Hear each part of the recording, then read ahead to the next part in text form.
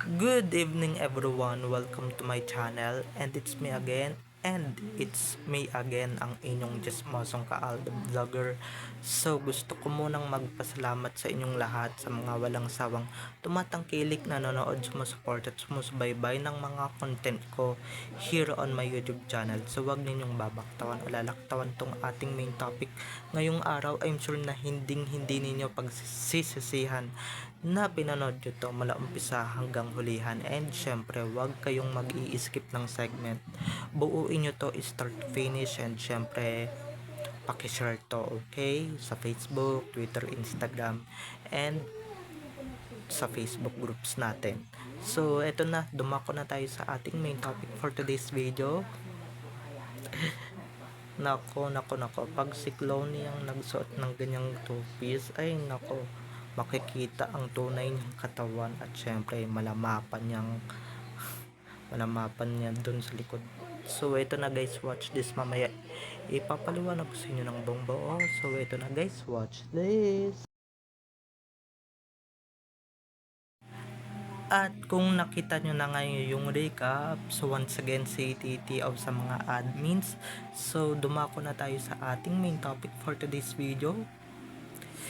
Gaya ng sinabi ko kanina, ganyan guys ang tunay na sexy, katawang sexy, hindi kagaya ng mga pinagpa-flaunt, no, na dutupis nga pero buto-buto naman.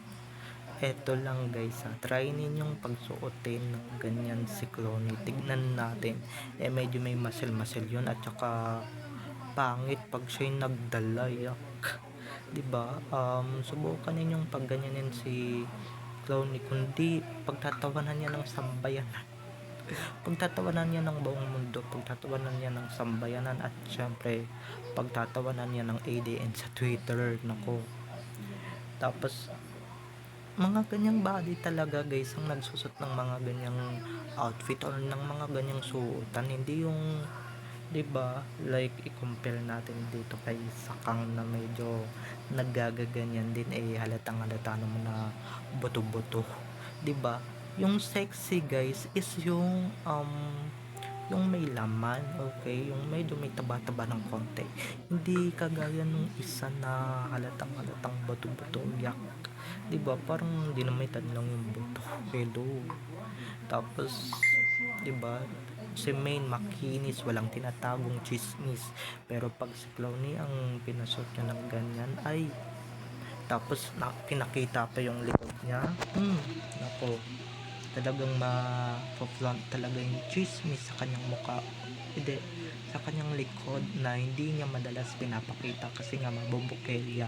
Pero may mga events nga na nakikita na yan, pero wag mo nang i-attempt, please lang, wag mo nang i-attempt kasi hindi naman bagay sa iyo.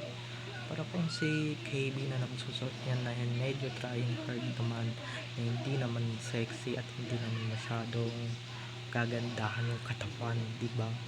Hindi gaya ni Main. Si Main may karapatan talagang mag-flex ng ganyan kasi nga flawless, makinis, maganda ang hubog ng katawan. Pero pagka pinagsuot niyo yung dalawa ng ganyan, ay nako, halatang halata guys, yung isa buto-buto nagpipilit na maging sexy, tas yung isa, nako, makikita ang kurikong, and syempre yung mga chismis sa katawan niya, nako, which is si Clowny nga, diba?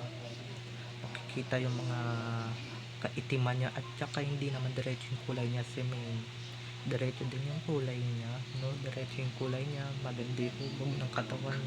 Yung isa parang patpati na medyo may muscle or talagang maskulado, diba?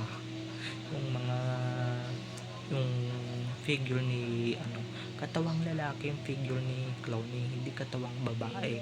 Ito guys, yung itong nasa picture, katawang babae talaga, 'di ba? Katawang sexy talaga. Katawang pure talagang pagka girly. Hindi gaya ni Clowny na mukhang ang babae pero pagka yung katawan may pagkalalaki o may pagkamaskulado, 'di ba? So hindi nababagay sa kanya yung mga ganyang outfit, 'di ba? Lalong-lalo naman dun sa isa na iniisip kay Alden, yung dati-dati na para namang buto-buto yun, nung bang klaseng katawan yun, 'di ba? Parang malnourished. Hindi gaya ni May, si May talaga siya lang ang nababagay. Lalong-lalo na kahit ano pang pasuotin mo niyan, 'di ba? Talagang kagalang-galang at talagang maganda. Di gaya nung isa diyan at talagang kapansin-pansin nagte-trending nga lagi yan 'Di ba noon, maski noon nagte-trending yan pero yung isa, 'di ba, yung isa nga diyang si Kay na si tabaluktot naman yung paa nagsusot naman yan, hindi naman nagte-trending, hindi naman pinagkakaguluhan sa social media. Lalong-lalo na siguro pag si Chloe ang pinasuot niyan, hindi lalo magte-trending at hindi lalong pag-uusapan dito sa social media or hindi lalo pag-uusapan dito. 'Di ba? So try ninyong gayahin yan kung di talaga nako. Kung magagaya nyo, latang-lata naman din yung katawan nung nakikita ninyo araw-araw, 'di ba? Latang-lata naman na medyo kagaya ng katawan ko, 'di ba? Katawang lalaki, hindi katawang babae, hindi katawang sexy, katawang maskulado, may ugat-ugat ngayong pa.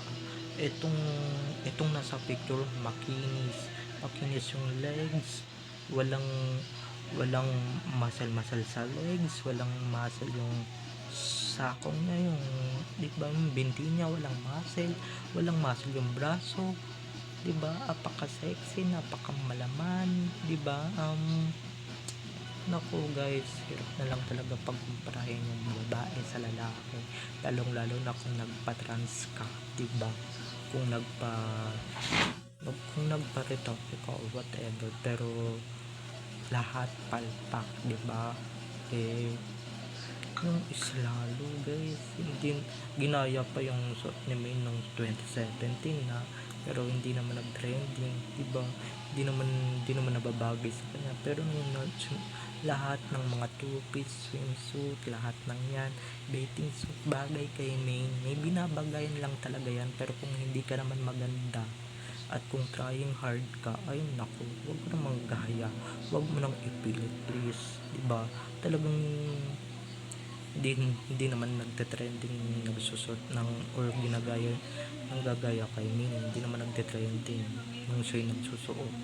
Pero si Min, samantalang si Min sinuot na yung mga klase ng mga ganyan na talagang sexy at talagang may figure, 'di ba? Talagang may figure, talagang may hugis, 'di ba? Talagang may hindi gaya ng isa diretso. Yung isa diretso. Yung isa diretso tapos yung kambal tukunin mo yung clone na kung saan ba napulot na kung saan bang lupalop ng planeta napulot yung baklang yun, 'di ba? Mamasel-masel yung katawan. So kahit anong gaya niya, yung mga outfits ni May, ay naku, di ninyo di niya magagaya yan dahil si May, ay naku, ibang iba yan, lalong lalo na swimwear. Diba yung swimwear ni May talagang sexy na sexy, pero yan, huwag ninyong patatalikurin yan o huwag ninyong kukunan yung likod nyo nito. Ay nako, talagang maaano na lang talaga yung mapa ng Pilipinas makikita ninyo, 'di ba? Si May, never ninyong makikitaan ng ganyan pag nag two piece or nag swimsuit, 'di ba? Tapos yung balakang palong-palo, 'di ba? Yung nalagay sa kanya may balakang ba, 'di ba? Yung clone ba yun or yung baklang tuko na yun, 'di ba? Pero wag niyang i-attempt kasi maraming mandidegrade sa kanya, maraming lalayo sa kanya, 'di ba?